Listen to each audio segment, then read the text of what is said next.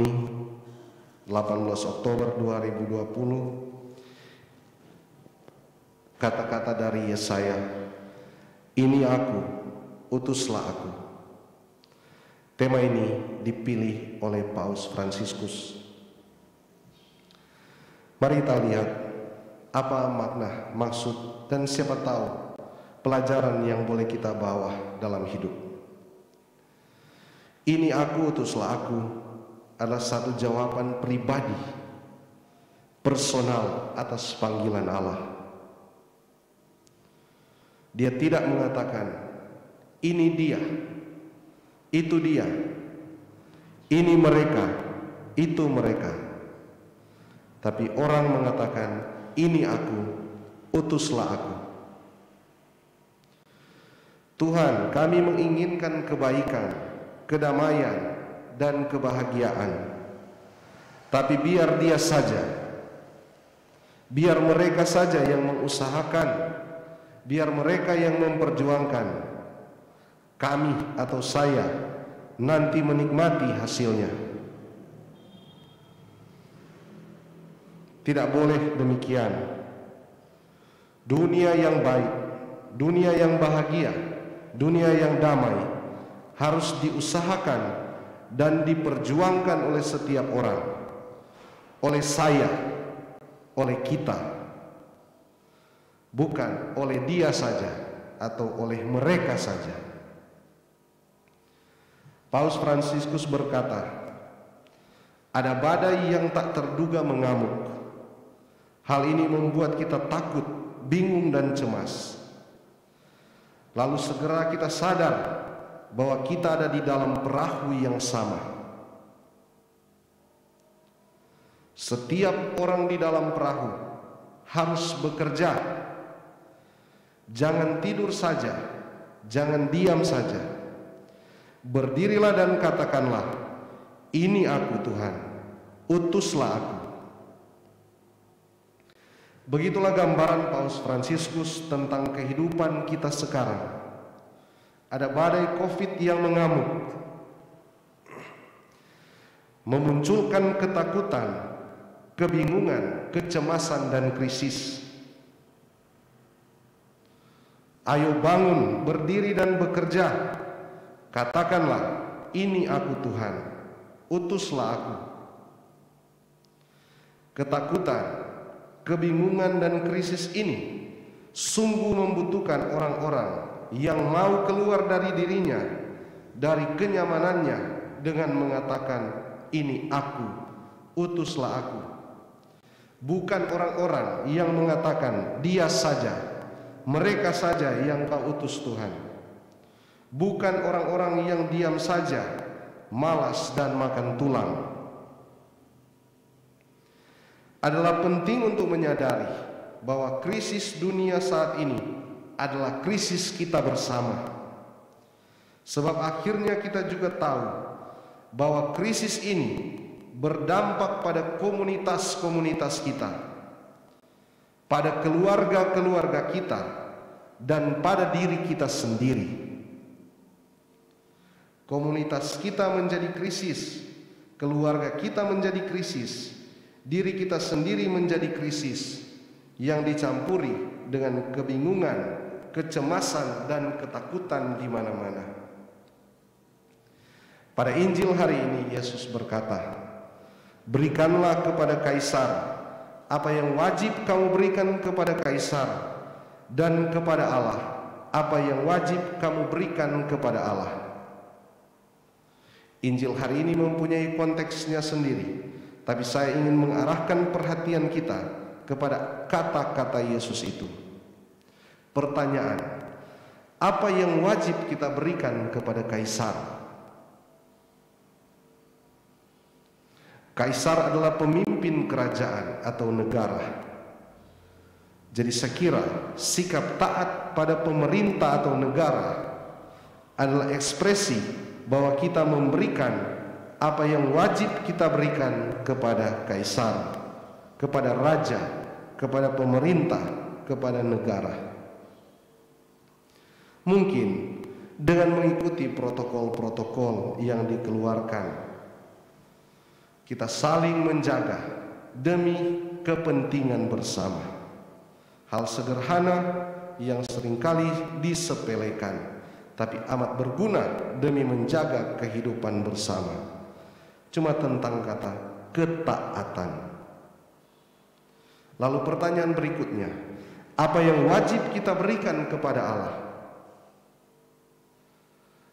Pada kitab Kejadian, kita ingat bahwa Tuhan menciptakan segala sesuatu baik adanya.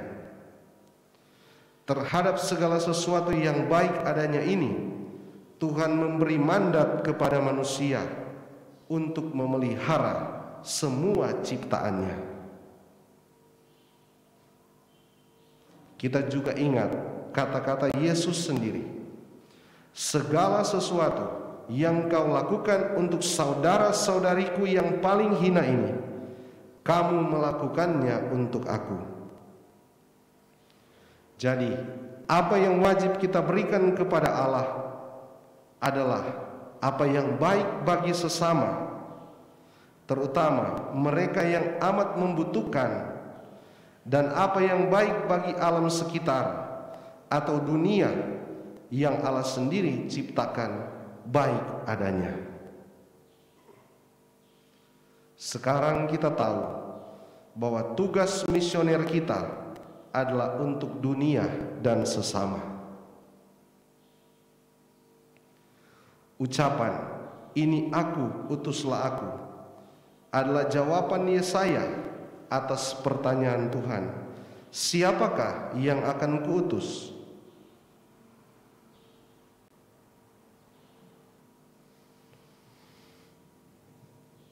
Sekarang kita bertanya, kapan, di mana kita mendengar pertanyaan Tuhan ini?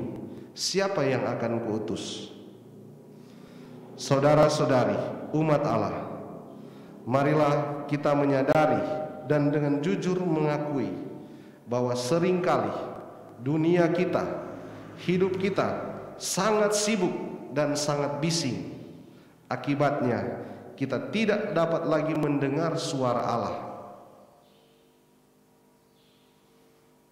Pekerjaan, aktivitas itu baik. Bekerja dengan segiat-giatnya, tapi kita harus tetap menyediakan waktu dalam keheningan untuk dapat mendengarkan suara Allah. Karena di sanalah kita boleh menerima panggilan dan suara Tuhan sendiri. Pertanyaannya, siapakah yang akan kuutus? Kita membutuhkan keheningan dan doa. Maka sambil bekerja dan berusaha, kita tetap ingat untuk menyempatkan diri masuk di dalam keheningan dan doa. Ada tantangan di dalam hal perutusan ini atau menjalankan tugas misioner dari Allah. Ada yang merasa malu, ada yang merasa tak mampu, ada yang merasa tak pantas, ada yang merasa tak cukup pintar untuk dapat diutus. Raja Kores, Raja Persia yang dibaca dalam bacaan pertama, kiranya menjadi simbol bahwa siapapun kita boleh dipilih dan diutus oleh Allah. Menurut catatan, Raja Kores ini sesungguhnya tidak terhitung di dalam hitungan bangsa Israel, sebab dia sendiri adalah raja dari Persia. Persia itu adalah satu bangsa, satu kerajaan yang justru menguasai kehidupan orang Israel. Tapi Tuhan berkenan juga kepadanya. Tuhan mengurapinya, Tuhan memakai dia, Tuhan mengutus dia. Lalu kita kenal Paulus, seorang yang mengejar pengikut-pengikut Allah, pengikut-pengikut Yesus, tapi kemudian ditangkap dan dipakai Allah. Kores dan Paulus adalah simbol dari masyarakat manusia yang seringkali merasa malu, merasa takut, merasa tak mampu merasa tak pantas untuk menjadi utusan Allah. Pada kenyataannya, mereka juga boleh memberikan sesuatu kepada Allah dengan memberikan dirinya, memberikan tenaganya, memberikan dirinya untuk menjadi pelayan, pewarta di dalam kebun anggur Tuhan. Ibu bapak, saudara-saudari, pada pesan Paus Fransiskus hari Minggu misi ini, beliau juga mengingatkan bahwa setiap tahun, setiap waktu, banyak misionaris kita yang dipenuhi dengan tantangan, bahkan mempertaruhkan nyawanya di medan-medan yang berat, jauh nan terpencil, di tempat-tempat yang sangat beresiko. Dan sampai hari ini, detik ini pun, mereka mungkin sedang dalam kesusahan. Gereja tidak membiarkan mereka. Gereja selalu hadir kepada mereka yang Dia utus secara khusus itu. Maka atas salah satu cara kita mengumpulkan derma, hari Minggu ini hari Minggu misi, kita diwajibkan untuk memberi derma khusus bagi mereka.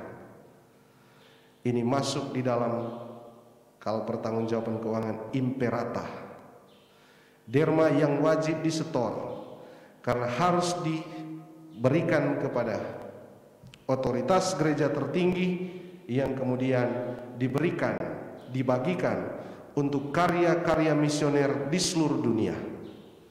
Kalau kita menonton tayangan-tayangan atau di televisi, ada seorang biarawan atau biarawati, atau kelompok biarawan atau kelompok biarawati, bahkan juga awam ataupun imam yang sedang kesusahan di tempat terpencil, memberi makan orang-orang yang lapar, mengajar orang-orang yang tidak tahu, mendirikan panti asuhan di mana-mana, mendirikan rumah sakit darurat, hadir di dalam kebencanaan. Itulah karya misioner gereja yang secara khusus ditopang oleh derma umat beriman. Maka mengakhiri homili ini, kita ingat juga akan hal itu.